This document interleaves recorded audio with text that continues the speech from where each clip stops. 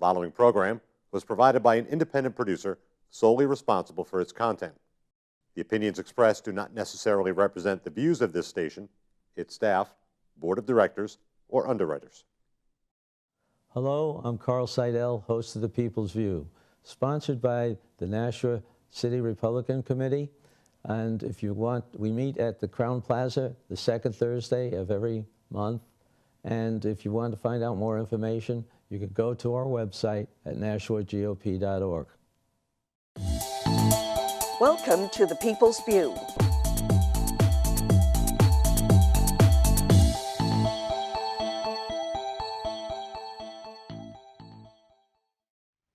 Hello, and help me greet Dennis Hogan, who's running for county attorney again. That's right. For your third time. Dennis, for re-election this time. You're one of a number of people that we'll be interviewing as this upcoming election goes on, and we'll see how many Republicans we can get in this coming election. Right. Tell me, you must like the job, and what do you think you want to accomplish over the next term? Well, yeah, I do like the job. It's interesting. In the past year, we've brought, very recently actually, but it took a long time to sort of shepherd it into the office, a new software that is going to help us track statistics a lot better once we get them in, but it also helps us with the management of the files. So that's taken a lot of work, right now for people to adjust to it, I think, and to start using it in the proper way. But once it is used in the proper way, it'll save us a lot of time. There's a lot of things that we won't have to go back and redo.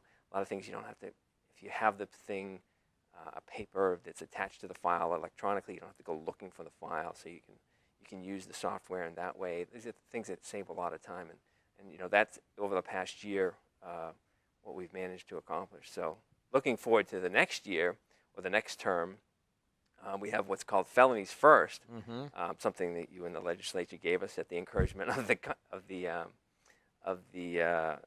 courts, and it streamlines the court's business by taking what the prosecutors in the district courts do and basically giving it to the county attorneys to do that work. So right now a felony is handled both in the circuit courts for the first step, and then it's passed on, what we call bound over, to the Superior Court, where we then take up the handling of it.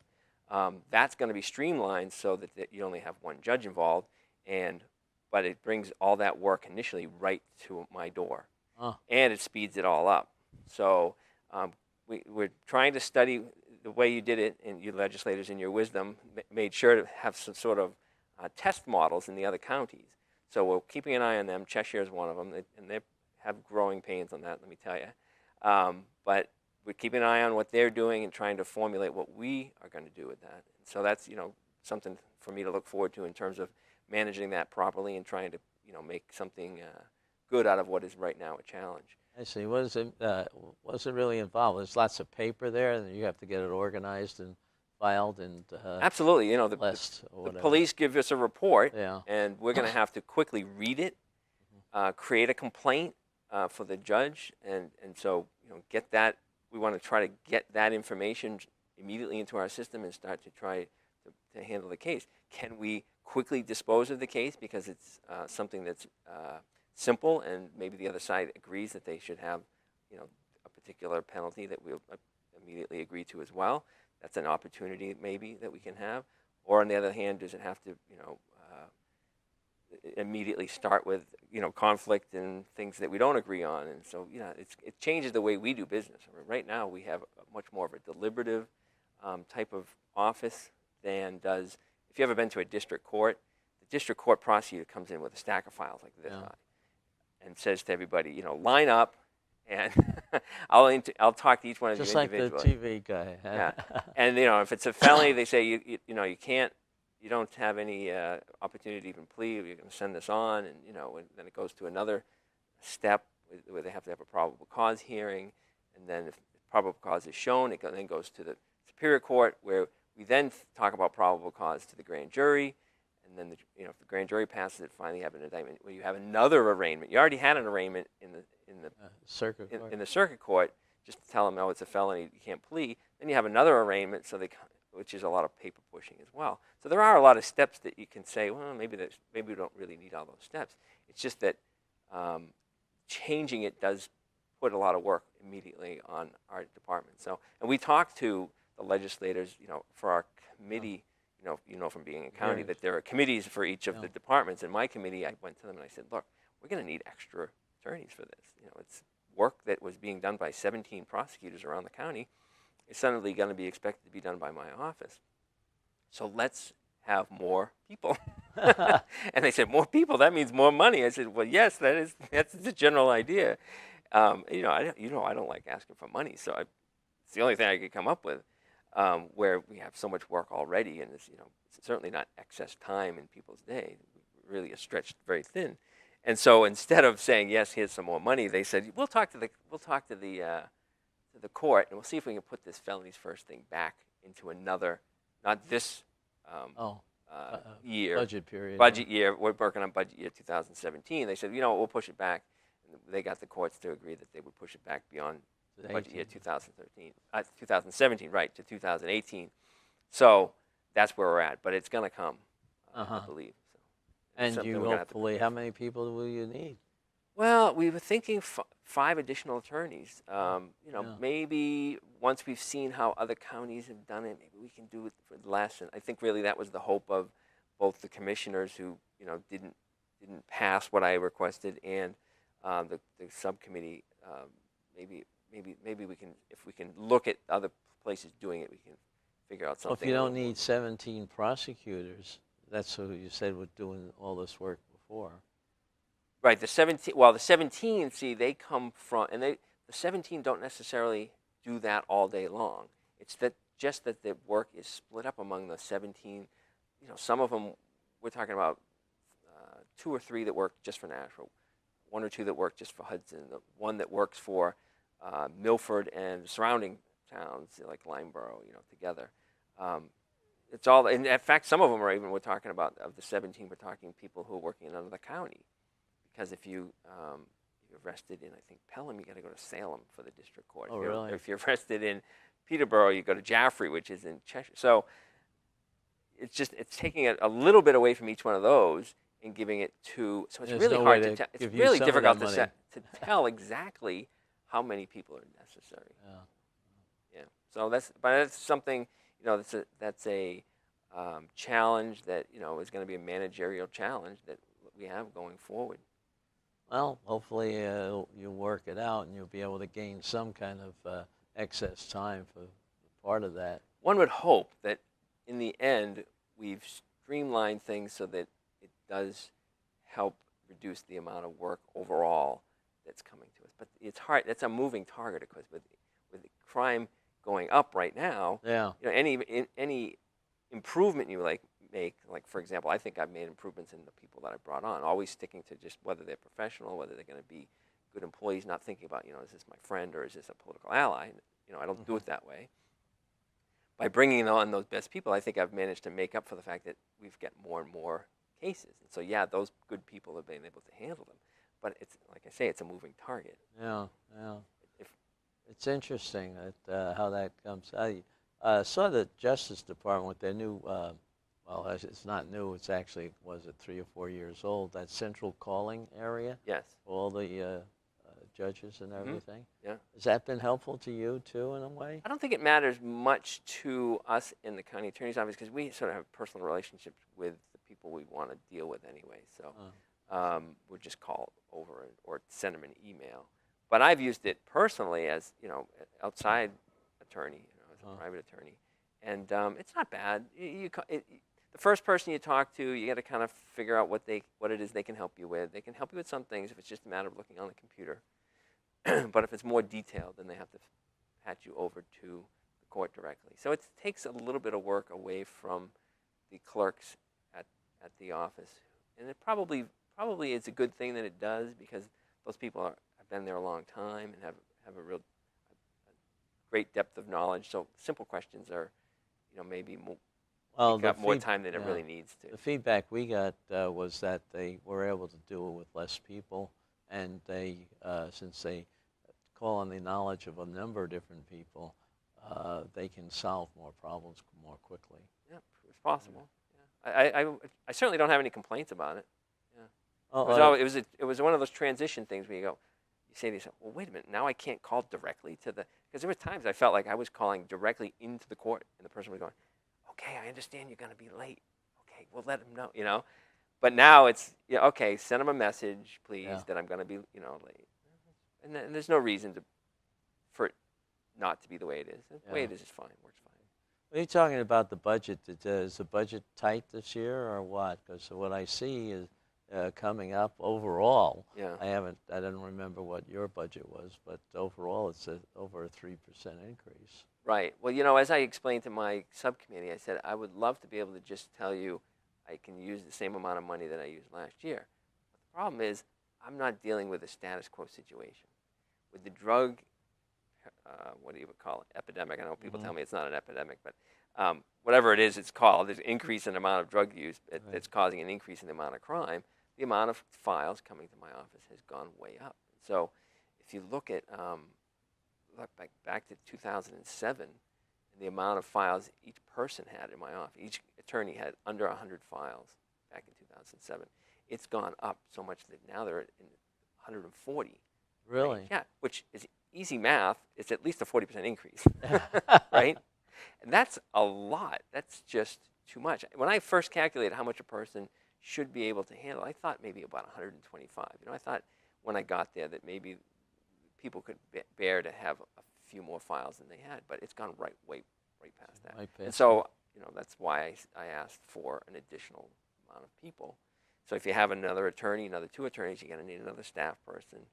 The same argument that you can make for having new attorneys, you can make the same argument for whether you're going to have another victim witness advocate who helps the attorney by keeping track of the victims and the witnesses and explaining to them and sort of keeping that person from constantly asking the attorney what's going on, what am I doing. That person is the link and makes sure that that witness is available. So that's more than one. That's you ask for 2 attorneys, you ask for more than 2 people. So that increase. That's basically the increase in my office is a request for increase in personnel to deal with the increase in the amount of cases. Did you go through the review process pretty easily, though? I mean, because with the obvious very friendly. increase, Let's put it that way. There was no animosity. It was very professional, friendly, which it is a change. I don't want to name names because I don't do that. But there are some people that didn't get reelected that made it a less friendly and professional thing. It was very friendly and professional, but we did come to a conclusion, which I would have to agree with. Whoops, I just did that I have to agree with, that I needed less money than I requested because of what I was saying about the felonies first and saying that won't happen right away. So but it was very, very amicable and good and businesslike. I liked it. How good process this year. you get involved with any of the things that are happening over at the jail, county jail? No, I deal with I deal with Dave Diane. Right. And there's times where, for example, someone will claim that, we can't get any medicine or the medical care there is bad. And we have to say, whoa, stop this. Before we make any decisions, let's get the people from the jail to be able to come over and say what the real situation is. Because the defendants know that the judges have a bias against the jail at this point. And they'll just start, making things up, I think, to play on the biases that are already there. And so we do make sure to get, sometimes it's Dave Diane himself, to come over and he'll bring his medical people with him and explain exactly what's going on, to dispel the biases and deal with the actual facts. So in that sense, we do. In the sense of it was a team that included Dave Diane and myself and others, the department heads, that came up with the idea for the program to get to have a drug program in the court, in the jail. So we thought, well, what can the county do to fulfill its responsibilities? And that talk there included us and the county, and that's what Dave, of course, being where it's going to be done and where the budgetarily it would run through his office, he's the point on it. But we deal with him at that point. So that's has that started now, or is that? No, what happened was it didn't get approved at the executive committee level. It's still in the budget request, though.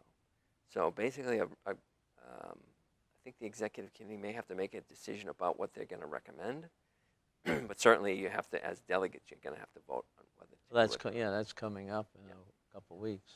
And my attitude is, why just have the people sit there? If it's clear that it's a drug problem that caused it, why not do something to help them try to get out of it?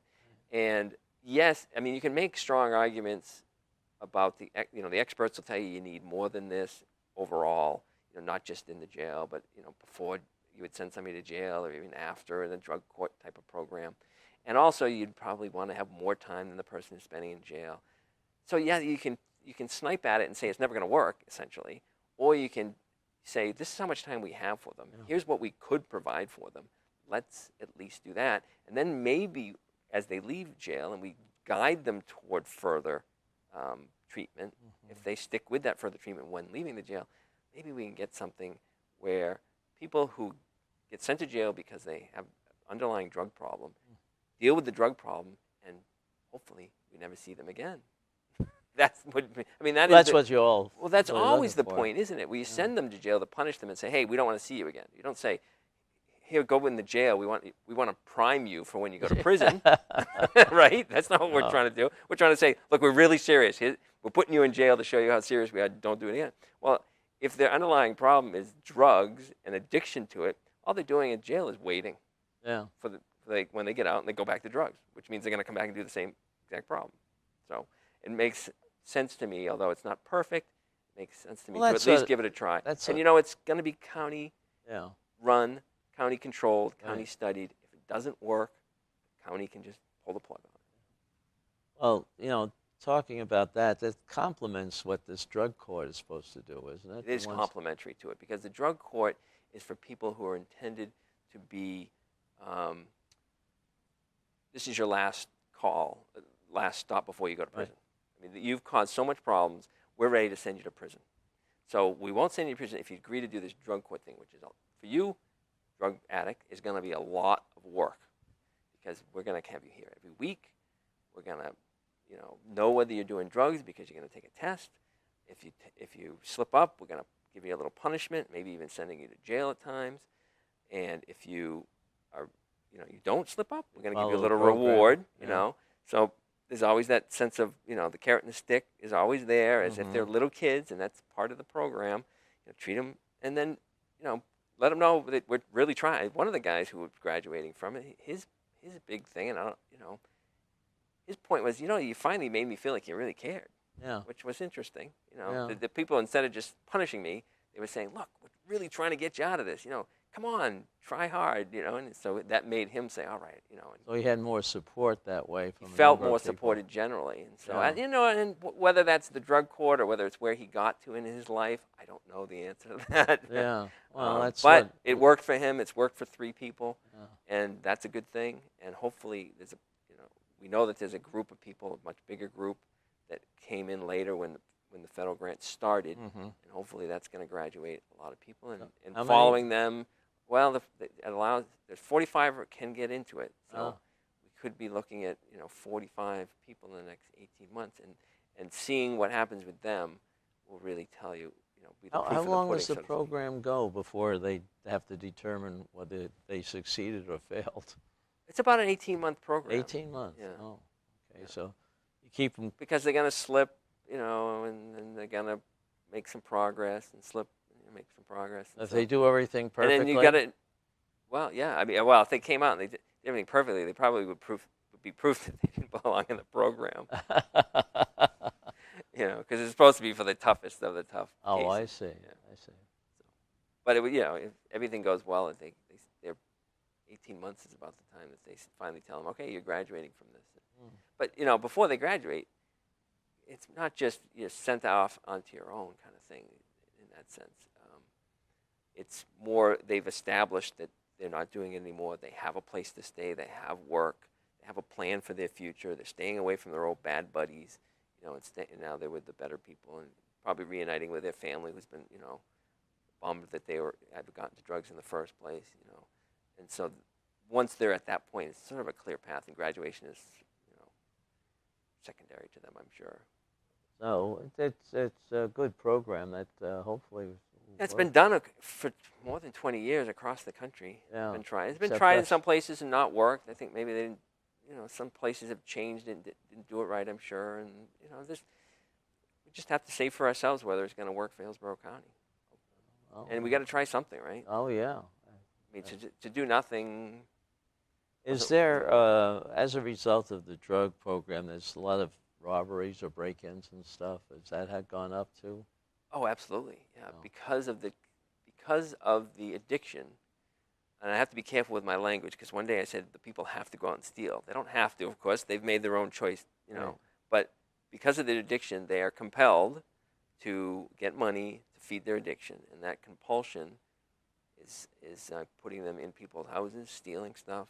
It's making them, I think, when I look at crime, I think everything, all of it's just stupid. You're doing stupider things because you're intoxicated or, Yeah. high in one way or another. So the incidences of abuse, the incidents of assaults, burglaries, theft, armed robbery, all that stuff, all gets taken up with the incidents of addiction.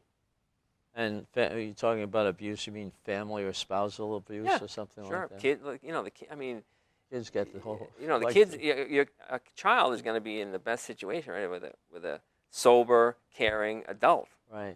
You take away the sober, caring adult, even if it's the person who's supposed to be the caring, sober adult, you make that person an unsober adult. Well, problems can start happening. Do you find trends that go in families? Should I say? I mean, it's I Yeah. have not been in law enforcement long enough to say personally yes. However, I have heard stories of those who have been in law enforcement a long time that they deal with the grandparents of. They will say something to the effect of, "I dealt with that guy's grandfather." Oh. Yeah. there is a It is. significant. The grandfather will grow out of the trouble, but Right. he's had a kid, and the kid's had another kid, Yeah. and what do we say? The apple doesn't fall far from the tree. Oh. Same kind of mistakes get made by the next generation. I think there's probably genetic reasons for, and then maybe that kid's gonna straighten out later in life, but Never know, there isn't but any it's question. Younger people tend to end up scuffles with the law more often than older people. That's why the crime rates have tended to reflect the demographics of having younger people. What about the economy? And how is that affecting it? The fact that they don't get jobs easier. I mean, that they don't have anything to do. Yeah, I'm not sure I can really answer that scientifically. I know that people always talk about, the economy goes up, more people come, we get more crime. But we've experienced recently the economy went down, and we ended up with more crime. So we get more crime either way. How's that? I don't know. I certainly think that just on a rational level, if a person has something better to do, maybe Yeah. they'll go out and do that thing that's better to do. And with a booming economy, people are asking you to do things, instead of just sitting around doing nothing. You're requested to go do this work or do that, and that's a good thing. Well, from the general perspective of handling these cases and everything, is there anything that you would like to see happen over the next decade, as far as making it easier, having less people that are committing crimes or something like that? Is there any? The only thing I can really come to is like a cultural change in the idea that from maybe just for not just for teenagers, but certainly within teenagers, that the idea that it's okay to get high on a mystery drug is okay. Like, that is the craziest thing in my mind. It's been going on that way for a long. I remember it when I was in high school. Yeah, Some it is kids did the not- most stupidest things. Yeah, because the mystery might just be an opioid addiction.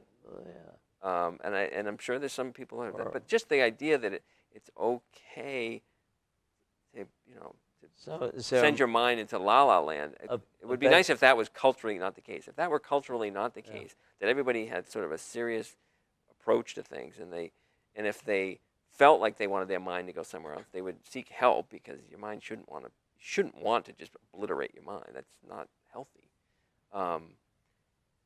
If culturally that were different, then I think you would say you'd have Well, less opioid addiction because people would say, well, Yeah. what is this? I'm not going to take an opioid because an opioid is going to be a problem to me. I don't have any pain, and therefore I shouldn't be taking it.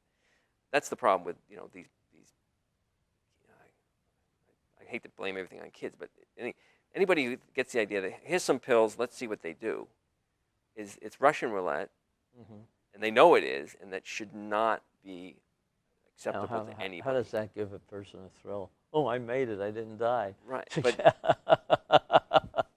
I don't know. Is it education? But that's, I though? mean, you can certainly see that.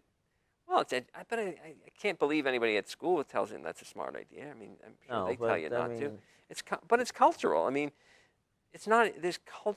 There are subcultures within the United States, right, that don't accept any sort of, like alcohol. Like the Mormons don't even accept alcohol. So it's cultural in that you would say it's just something kids do. No, I don't think That's a right. cultural thing that you hear people, Yeah. Americans say. Really? I was young and I did things like that when I was young. Well, it should be. Yeah. That's not acceptable. Don't do it. It's as crazy as jumping off a bridge to be just randomly taking medications. That's not a smart thing. That's just not a smart thing to do. And if that changed over the next 10 years, yeah, I bet you'd change a lot of things. Because then you'd be more, you'd have a culture where people were really discriminating about what it is they put into themselves and how they affect their bodies. Do we start educating the kids earlier, or? Education's great, but I've seen movies where it's part of the punchline that somebody is doing a crazy drug.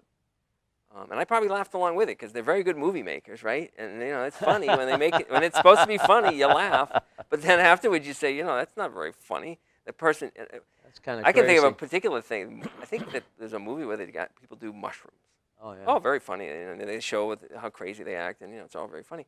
Well, that's a felony offense. You're facing 7 years for that sort of thing. People should know that that's potentially something that could get you in a lot of trouble. But more importantly, you should know that there's drugs out there that will really cause a person a problem. And yeah, they don't cause everybody a problem, but you don't know whether you're that person or not that person. So don't do it. Yeah. Oh, maybe 15 years ago, when I was working with another company, they came up with a study that was done looking at the blood flow to the brain, and you could see that a crack addict had a worse pattern than somebody with Alzheimer's. Right. And that's why it takes so long, the 18 months they talk about in the drug court, to get somebody from drug addict to, we think you can on your own make it. Because the brain has to rewire. You have to start. Right. It takes a while to recover from There's that. pictures in books that show MRIs of the brain. And there's just empty spots where there's no activity in the brain. That's right. That's one of the things we did. Well, Dennis, we've gone through That's it? the time. So we'll have to have you back some other time, maybe after the primary. All right. Well, that'd be great. Talking Yeah. about it. So let me just tell people I need their vote. Okay. Please, give us vote Dennis Hogan for county attorney. Okay, and is there people who can help you passing out literature or anything like that? Oh, absolutely. Check me out on Facebook. It's Dennis Hogan Attorney. That's Okay. the best place to get me on Facebook. And, Get your posse together, huh? yeah, absolutely. We'll be out there. The way I like to do it is to join up with other campaigns because Okay. the other people are going to be going out there, and I'll say, hey, you carry my stuff, I carry your stuff. Let's go hit that neighborhood. Do Okay, that quite a bit. Yeah. good enough. Yeah, good. Well, thank you again. Well, for you're welcome. coming. Thank you for having me. Appreciate it.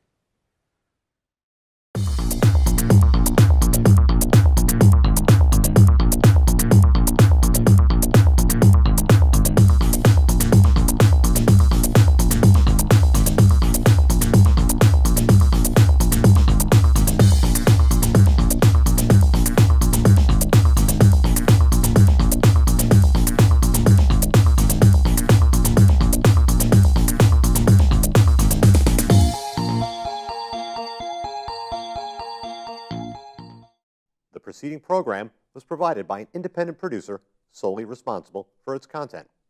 The opinions expressed do not necessarily represent the views of this station, its staff, board of directors, or underwriters.